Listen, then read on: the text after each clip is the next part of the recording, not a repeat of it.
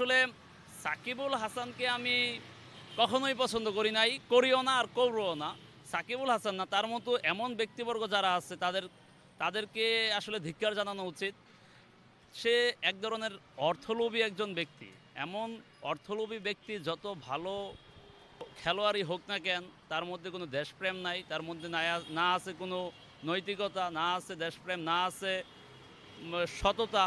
সে হচ্ছে মানে তাকে যদি আপনি পুরো দেশটা দিয়ে দেন তাও সে সন্তুষ্ট হবে না, সে আরেকটা দেশ চাইবে।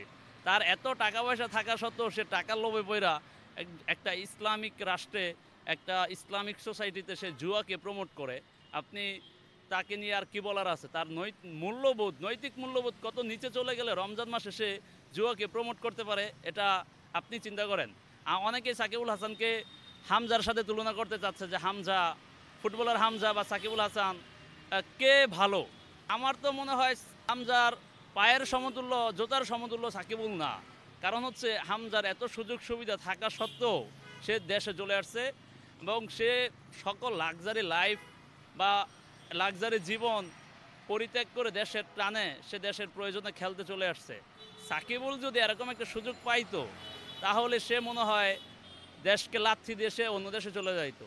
তা আমাদের যারা আসলে দেশকে ভালোবাসে বা দেশপ্রেমিক মনে করি আমরা যাদেরকে, ওই সকল ব্যক্তিদের উচিত এরকম নৈতিক মূল্যবোধহীন ব্যক্তি সাকিবরে লাথি দিয়ে দেশকে তাড়াই দেওয়া উচিত।